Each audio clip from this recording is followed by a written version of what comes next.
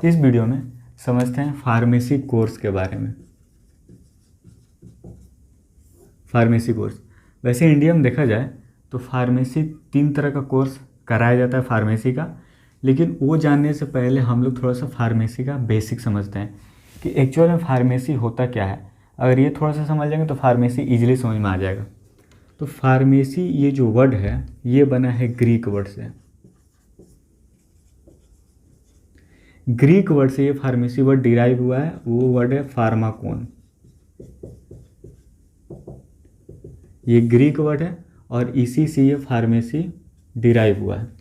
तो फार्माकोन से pharmacy derive हुआ है, इसका मतलब ये जो फार्माकोन है इसका मतलब होता है ड्रग। अगर ड्रग ये मतलब नहीं होता तो फार्माकोन से फार्मेसी डिराइव होता नहीं। तो फार्माकोन का मतलब होता है ड्रग। अब यहाँ पर ड्रग एक वर्ड है, इसको थोड़ा सा अच्छे समझते हैं। ड्रग का मतलब होता है, यहाँ पर देखते हैं, ड्रग का मतलब होता है कि वैसा केमिकल या फिर सब्सटेंस। यह एक तरह का केमिकल है। ड्रग क्या है? एक तरह का केमिकल या फिर सब्सटेंस, या फिर केमिकल सब्सटेंस, कुछ भी बोल सकते हैं। तो ड्रग क्या है? केमिकल है या फिर सब्सटेंस है या फिर केमिकल सब्सटेंस है। तो वैसा केमिकल जो क्या करे? फिजियोलॉजिकल चेंज करे। फिजियोलॉजिकल चेंज कर रहा है या फिर साइकोलॉजिकल चेंज कर रहा है। तो वैसा केमिकल या सब्सटेंस या फिर ड्रग, जो ड्रग है वो हम लोग अगर लेते हैं, बॉडी में अगर ड्रग जाता है, दवाई मोटा मोटी समझते हैं, दवाई कोई भी दवाई अगर हम लोग खाते हैं तो बॉडी में जाएगा तो क्या करेगा? या तो फिजियोलॉजिकल चेंज के लिए रिस्पॉन्सिबल होगा, नहीं तो साइकोलॉजिकल चेंज करेगा। तो अभी कंप्लीट दवाई बना नहीं है, दवाई बन जाएगा तो उसको बोलते हैं मेडिसिन। ये टर्म भी समझेंगे, लेकिन अभी ड्रग का बात कर रहे हैं। तो ड्रग यानी केमिकल या फिर केमिकल सब्सटेंस, और वैसा केमिकल सब्सटेंस जो फिजियोलॉजिकल या फिर साइकोलॉजिकल चेंज करे। ये केमिकल है, बॉडी में जाएगा तो बॉडी के किसी ना किसी पार्ट को तो अफेक्ट करेगा, जहाँ पर बीमारी हुआ रहेगा, प्रॉब्लम हुआ रहेगा, तो चेंजेस करता है। एक वर्ड है यहाँ पर, ड्रग समझ में आ गया। अब बात करते हैं मेडिसिन वर्ड के बारे में। मेडिसिन वर्ड ऑलमोस्ट हर एक इंसान सुना रहता है, मेडिसिन वर्ड। तो मेडिसिन बनता है 2 वर्ड से, अगर दो चीज़ से बनता है मेडिसिन। एक बनता है एपीआई से, एक बनता है एक्सिपिएंट से। ये 2 चीज़ अगर हम लोग लेंगे और इन दोनों को लेकर अगर बनाएंगे तब बनेगा मेडिसिन, और इसे बोलते दवाई। तो एपीआई मतलब ड्रग। एपीआई का फुल फॉर्म होता है एक्टिव फार्मास्यूटिकल इंग्रेडिएंट। मतलब कि हम कोई मेडिसिन बनाना चाहते हैं तो हम जो भी मेडिसिन बनाएंगे, जिस भी बीमारी के लिए, फीवर के लिए, हार्ट अटैक के लिए, किसी भी बीमारी के लिए मेडिसिन बनाना चाहते हैं, तो उसमें मेन जो केमिकल होगा, मेन जो ड्रग होगा, जो मेन ये थेरेप्यूटिक एक्शन, जो मेन रिएक्शन शो करेगा, उसे बोलते हैं एपीआई यानी ड्रग। और ये जो एक्सिपिएंट है, इसका एग्जांपल हम लोग दे के समझ सकते हैं, जैसे स्वीटनिंग एजेंट। मतलब मेडिसिन को स्वीट बनाने के लिए एक्सिपिएंट डाला जाता है। एक यहाँ पे देख सकते हैं हम लोग, स्वीटनिंग एजेंट के बाद एक हो सकता है फ्लेवरिंग एजेंट।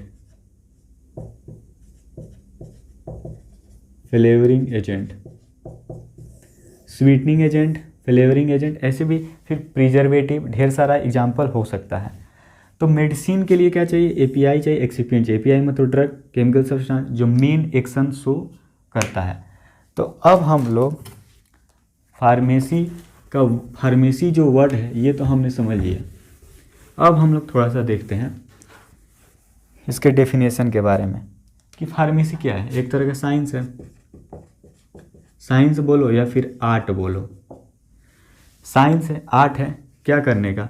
फार्मेसी में एक्चुअली होता है सारा पढ़ाई, सब कुछ होता है सिर्फ ड्रग के बारे में।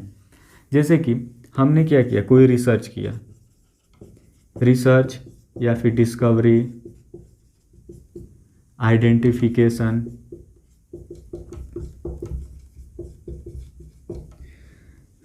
डिस्पेंसिंग।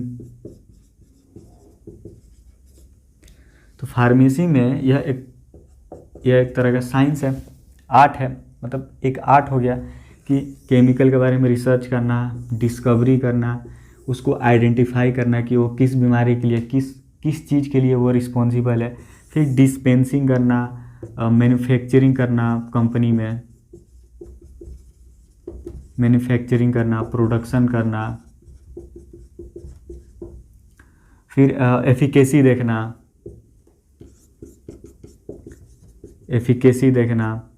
एफिकेसी का मतलब होता है, ये देखना होता है कि वो जो हम ड्रग जो बना रहे हैं, जो मेडिसिन बना रहे हैं, उसका कैपेसिटी कितना है, एक्शन शो करने का बॉडी में एफिकेसी रेट कितना है। क्या वह 100% देंगे तो क्या वह 78% ही शो करेगा, 98% ही शो करेगा, तो एफिकेसी देखा जाता है। तो वो ये सारा जो काम है, मतलब कि रिसर्च करने से लेकर प्रोडक्शन करना, मैन्युफैक्चरिंग करने से तक लेकर फिर ट्रांसपोर्टेशन भी तो किया जाता है।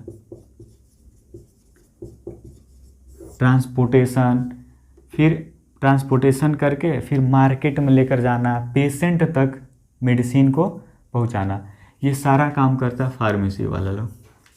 तो जो भी फार्मेसी कोर्स करता है वो ये सारा काम करता है। तो फार्मेसी क्या है, एक साइंस है जिसमें हम लोग रिसर्च, डेवलपमेंट सब सारा काम करते हैं। तो कहाँ तक लेना, रिसर्च से या फिर डिस्कवरी से लेकर पेशेंट तक मेडिसिन को पहुंचा रहे हैं। और ये सारा जो प्रोसेस है, बहुत सारा प्रोसेस होता है, मैंने शॉर्ट में बताया, सारा प्रोसेस ये फार्मेसी स्टूडेंट पढ़ता है। अब हम लोग यहाँ पर देखते हैं फार्मेसी के कितने कोर्स कराए जाते हैं इंडिया में। तो फार्मेसी के 3 कोर्स इंडिया में कराए जाते हैं। पहला कोर्स है डी फार्म, मतलब डिप्लोमा ऑफ फार्मेसी। ये 2 इयर्स का कोर्स है। फिर सेकेंड है बी फार्म, मतलब बैचलर ऑफ फार्मेसी। और एक है फार्म डी, मतलब डॉक्टर ऑफ फार्मेसी। ये 6 इयर्स का कोर्स होता है और यह होता है 4 इयर्स का कोर्स। तो फार्मेसी इंडिया में 3 तरह का कोर्स कराया जाता है, डी फार्म, बी फार्म और फार्म डी। सबसे पहले इंडिया में शुरू हुआ था फार्म डी सबसे पहले, फिर बाद में बी फार्म शुरू हुआ और ये फार्म डी शुरू हुआ 2008 में सबसे लेट। फार्म डी का उतना क्रेज़ नहीं, इंडिया में उतना वैल्यू नहीं मिलता है। तो यहाँ पर देखते हैं कि ये जो फार्म डी है 2 इयर्स का कोर्स है, डिप्लोमा कोर्स है। यहाँ पर हम लोग देख सकते हैं कि पहले क्या था कि पहले डी फार्म अगर 2 साल कोई स्टूडेंट कंप्लीट कर लिया, 2 साल कंप्लीट कर लिया तो तुरंत लाइसेंस मिल जाता था। लेकिन अभी क्या हुआ है कि 2 साल कंप्लीट हुआ तो एक लाइसेंस बनवाने के लिए एक एग्ज़ाम देना पड़ता है, उसका नाम है एग्जिट एग्ज़ाम। जब तक एग्जिट एग्ज़ाम में पास स्टूडेंट नहीं होगा तब तक डी फार्म के लिए लाइसेंस नहीं मिलेगा। और बी फार्म और फार्म डी में कोई ऐसा क्राइटेरिया भी लागू नहीं हुआ है। तो फार्मेसी कोर्स, फार्मेसी चाहे डी फार्म हो, चाहे बी फार्म हो, चाहे फार्म डी हो, कोई भी स्टूडेंट अगर करना चाहता है तो 12th पास होना चाहिए, साइंस से होना चाहिए, चाहे वो PCM हो, चाहे वो PCB हो या फिर PCMB हो, मतलब फिजिक्स केमिस्ट्री मैथ हो या फिर फिजिक्स केमिस्ट्री बायोलॉजी वाला हो या फिर फिजिक्स केमिस्ट्री मैथ बायोलॉजी दोनों हो। कम से कम 50% मार्क्स होना चाहिए। तो ऐसे यही बस छोटा सा एलिजिबिलिटी क्राइटेरिया है। अब बात करते हैं हम लोग कि अगर डी फार्म कोई स्टूडेंट कर रहा है तो उसको कहाँ कहाँ काम मिल सकता है। वैसे देखा जाएगा तो डी फार्म का उतना वैल्यू इंडिया में नहीं है। वैसे ओवरऑल फार्मेसी का उतना वैल्यू इंडिया में नहीं है और डी फार्म का तो सबसे कम है। तो मोस्टली जो डी फार्म करता है वो मेडिकल शॉप खोलने के लिए ही करता है। मोस्टली 99% ज़्यादातर सब मेडिकल शॉप से ही करता है। और अगर कोई डी फार्म कोई अच्छा कॉलेज है, एक प्रेस्टिजियस कॉलेज अगर कोई कर रहा है, एकदम बढ़िया कॉलेज है, तो उसको शायद उसको कोई गवर्नमेंट हॉस्पिटल में या फिर गवर्नमेंट सेक्टर में कहीं जॉब मिल जाए। तो ये डी फार्म के लिए उतना सिक्योर नहीं होता है। लेकिन अगर कोई डी फार्म कर लिया तो डी फार्म करने के बाद बी फार्म भी कर सकता है। तो 2 साल का डी फार्म किया और वो बी फार्म करना चाहता, मतलब बैचलर डिग्री करना चाहता फार्मेसी में, तो अगर ये तो 4 साल का है, तो अगर इसमें एडमिशन लेगा बी फार्म में, तो लेटरल एंट्री होगा, लेटरल एंट्री हो जाएगा डी फार्म स्टूडेंट के लिए, और ये कोर्स हो जाएगा 3 साल का। ऐसे कर सकता है। अब यहाँ पर देखते हैं कि अगर कोई बी फार्म कर लिया, अगर कोई बी फार्म किया और वो फार्म डी करना चाहता है, तो बी फार्म तो 4 साल का किया और फार्म डी 6 साल का है, तो बी फार्म करने के बाद अगर फार्म डी कोई कर रहा है तो लेटरल एंट्री होगा फार्म डी में और कोर्स हो जाएगा 3 साल का। तो फार्मेसी जो भी करता है, जो भी स्टूडेंट, उसके नाम के आगे DRX लगता है। DRX का मतलब होता है ड्रग एक्सपर्ट।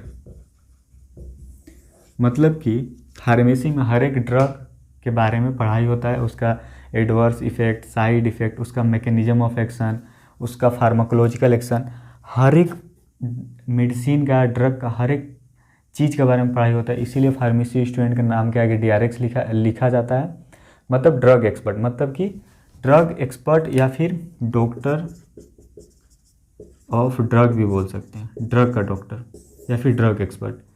तो ये था कुछ बेसिक क्राइटेरिया जहाँ पे हम लोग देख रहे थे।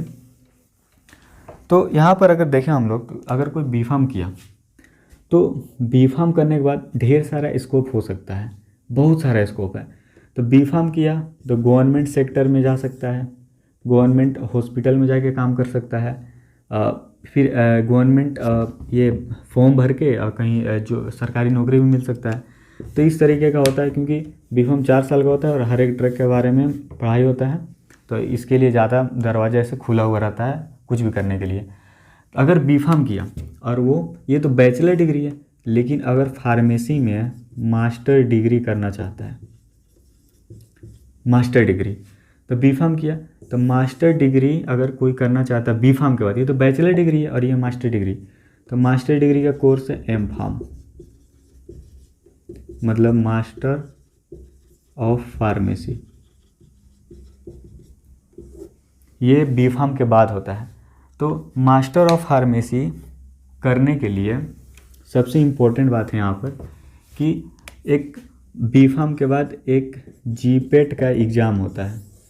तो ये जीपेट का एग्ज़ाम देकर हम लोगों को एम फार्म में, मतलब मास्टर ऑफ फार्मेसी में, मतलब कि पोस्ट ग्रेजुएशन, ये तो बैचलर डिग्री है ना, ये पोस्ट ग्रेजुएशन है, तो मास्टर डिग्री है, तो इसमें हम लोग जीपेट एक एंट्रेंस एग्ज़ाम होता है, एंट्रेंस एग्ज़ाम है जीपेट, ये क्वालिफाई करके हम लोग एम फार्म में एडमिशन ले सकते हैं। ये 2 साल का कोर्स होता है एम फार्म, ये 2 साल का कोर्स है। तो जीपेट के यहाँ फुल फॉर्म है graduate pharmacy aptitude test, GPAT. GPAT करके क्रैक करके बी फार्म के बाद जीपेट का एग्ज़ाम भर सकते हैं और जीपेट क्रैक करके एम फार्म कर सकते हैं।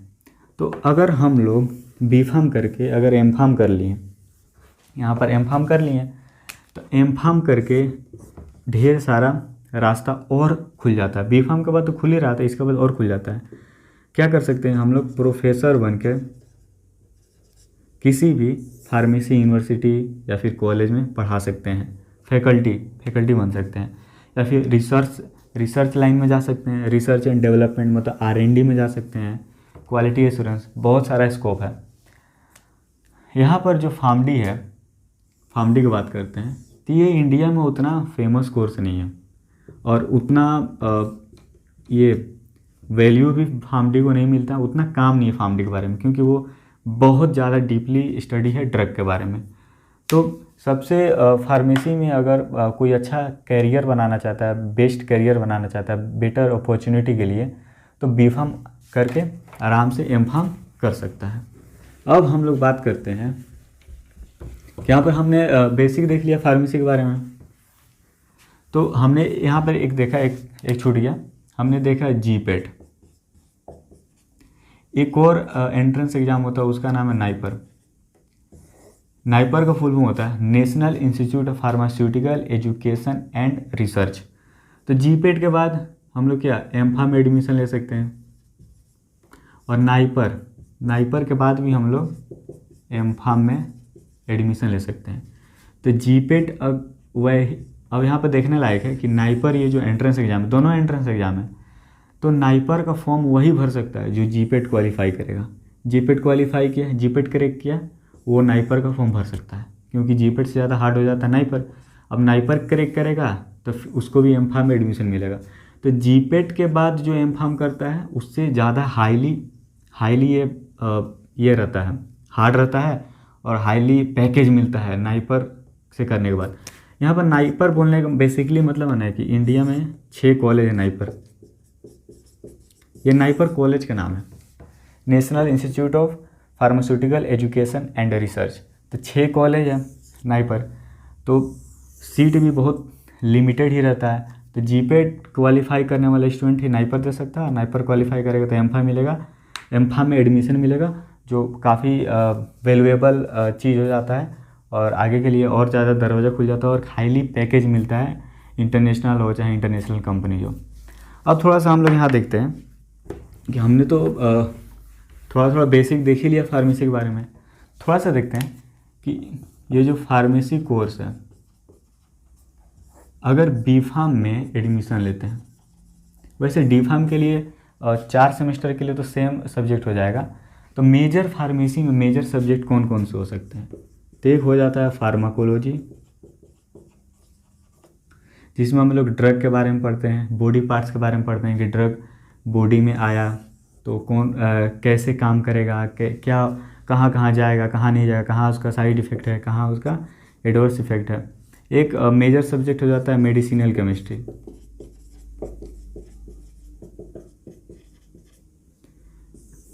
इसमें हम लोग फार्माकोलॉजी में पढ़ते हैं कि जैसे कि पैरासीटामोल है, तो ये 2 तरह का एक्शन शो करता है, एक शो करता है एनाल्जेसिक, एक शो करता है एंटीपायरेटिक। तो इसमें हम लोग फार्माकोलॉजी में पढ़े कि बॉडी में गया तो लीवर में कैसे गया, कैसे काम कर रहा है, कैसे बॉडी से बाहर निकल रहा है।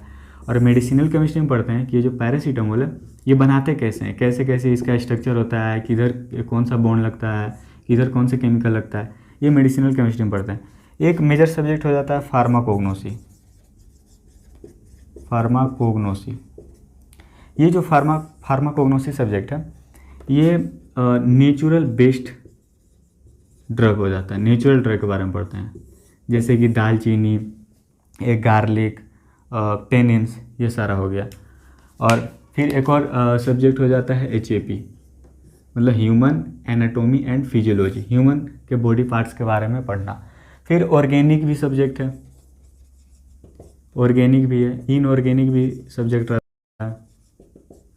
और फिर यहाँ पर एक एनालिसिस सब्जेक्ट हो जाता है। फिर मेजर सब्जेक्ट एक छूट गया फार्मास्यूटिक्स।